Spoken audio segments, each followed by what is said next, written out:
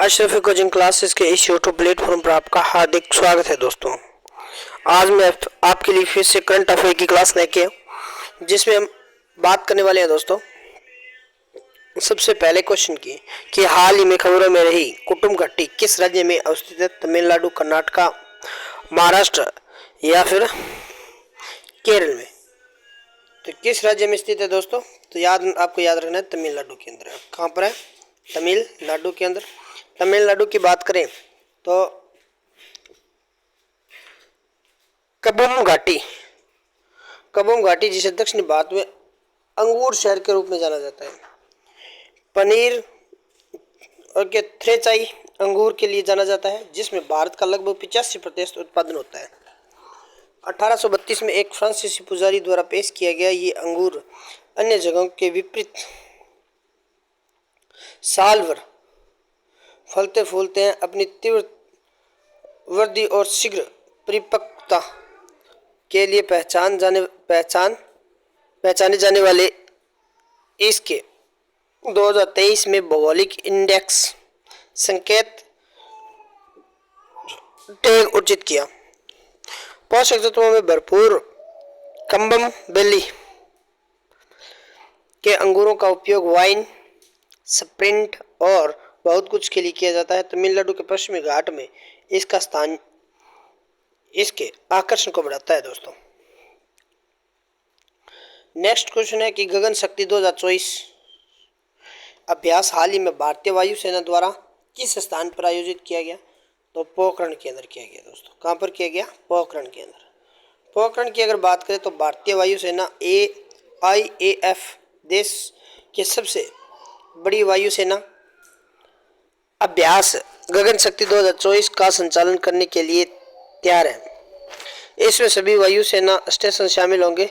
हर 5 साल में आयोजित होने वाली यह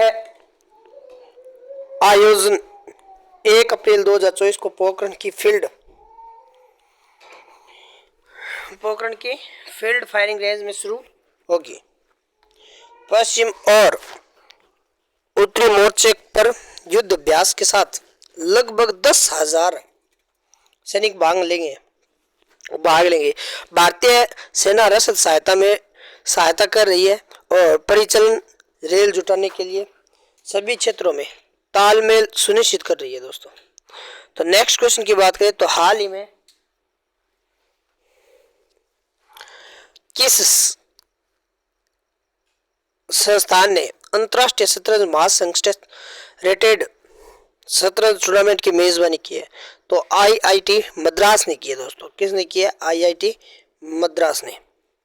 IIT मद्रास की बात करें तो IIT मद्रास ने 30 से 31 मार्च 2024 तक चेन्नई के छठे सशस्त्र रैपिड फिडे रेटेंड शतरंज टूर्नामेंट की मेजबानी करेगा। यह वार्षिक ओपन रैपिड रेटिंग टूर्नामेंट आयोजित करने वाला भारत का एकमात्र IIT है।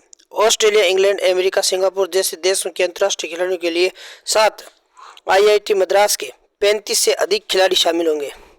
उल्लेखनीय प्रतिभागियों में यह ग्रैंड स्लैम, ग्रैंड मास्टर, 16 अंतर्राष्ट्रीय मास्टर, 3 महिला ग्रैंड मास्टर और 1 महिला अंतर्राष्ट्रीय मास्टर शामिल है दोस्तों। तो नेक्स्ट क्वेश्चन की बात करें तो हाल ही में समाचार पत्रों में उल्लेखित स्टारगेट क्या है? ब्लैक होल, मौसम विज्ञान उपग्रह या फिर AI सुपर कंप्यूटर, परमाणु संचालित पनडुब्बी? तो इसका जो सही आंसर है वो कौन सा है दोस्तों? तो सुपर कंप्यूटर है। कौन सा है? Super computer. सुपर कंप्यूटर की अगर बात करें तो माइक्रोसॉफ्ट और ओपेनल संयुक्त रूप से एक AI सुपर कंप्यूटर स्टारगेट बनाने के लिए $100 मिलियन की परियोजना पर काम कर रहे हैं। 2028 में लॉन्च के लिए निर्धारित यह 2022 में ओपन AI के AI अपग्रेड का अनुसरण करता है। परियोजना का लक्ष्य मौजूदा डेटा केंद्र में क्षमताओं को 100 गुना से अधिक करना। 5 चरणों विभाजित 5 चरणों के रूप में स्टारगेट के साथ एक छोटे चौथे चरण का सुपर कंप्यूटर 2026 में जारी किया जाएगा। आवश्यक AI चिप्स प्राप्त करने के लिए महत्वपूर्ण लागत आवंटित की जाएगी दोस्तों। तो नेक्स्ट क्वेश्चन है कि हाल ही में किसी अंतर्राष्ट्रीय संस्कृति पुरस्कार 2024 से सम्मानित किया गया दोस्तों। रिजवान हसन, मीना चरंदा। तो मीना चरंदा है दोस्तों। कौन सी है? मीना चरंदा। मीना चरंदा।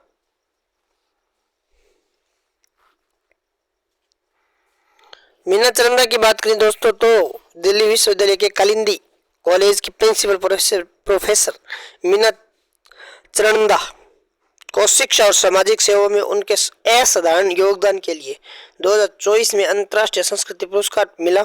यह सम्मान उन्हें 30 मार्च 2024 को इंडिया इंटरनेशनल सेंटर में दिया गया दोस्तों।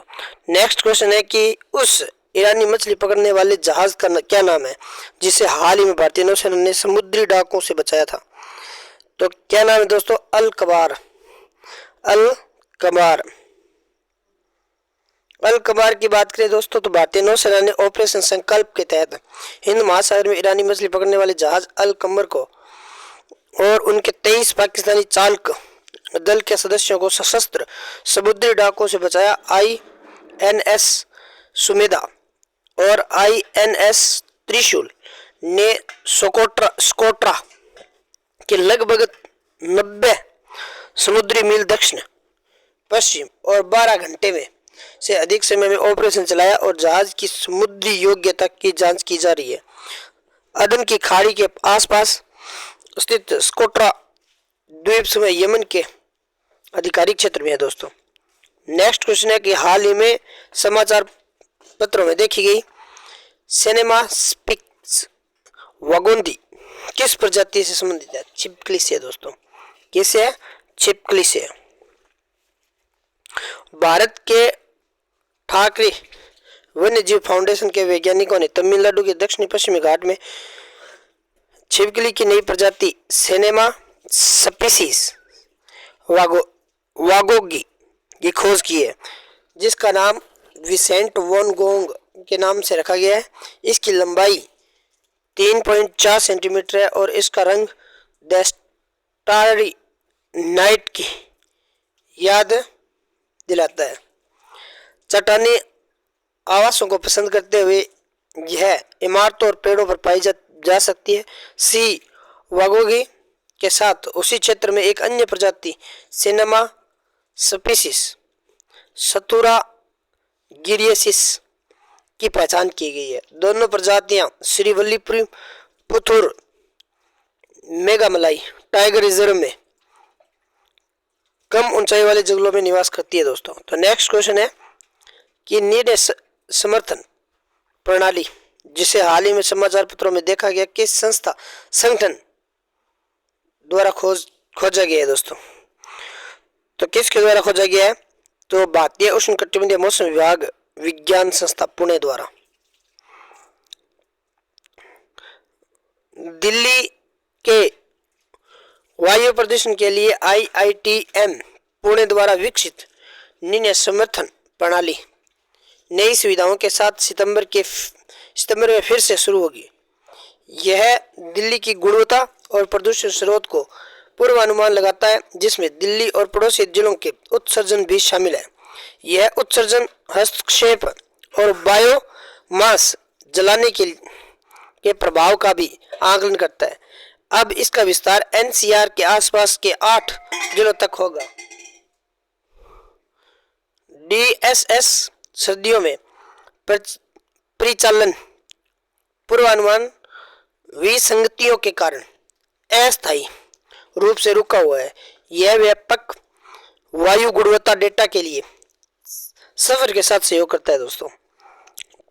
नेक्स्ट क्वेश्चन है इको निवास संहिता एक आवासीय ऊर्जा संरक्षण भवन कोड किस संगठन द्वारा विकसित किया गया है दोस्तों?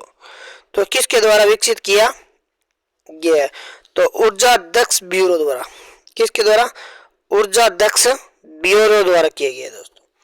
ऊर्जा दक्ष ब्यूरो की अगर बात करें तो इको निवास संहिता ने आवासीय लिफाफा ट्रांसमिशन वैल्यू की शुरुआत की है, जो इमारतों में गर्मी हस्तांतरण को मापने वाला एक मीट्रिक है। यह ऊर्जा दक्ष ब्यूरो द्वारा एक आवासीय ऊर्जा संरक्षण भवनों का कोड है जो ऊर्जा कुशल आवासीय भवनों के लिए मानक निर्धारण करता है। ठीक है, नेक्स्ट क्वेश्चन की अगर बात करें दोस्तों तो पॉइंट के लिमेरे वन्य जीव को जो हाल ही में समाचार पत्रों में देखा गया किस राज्य में स्थित है?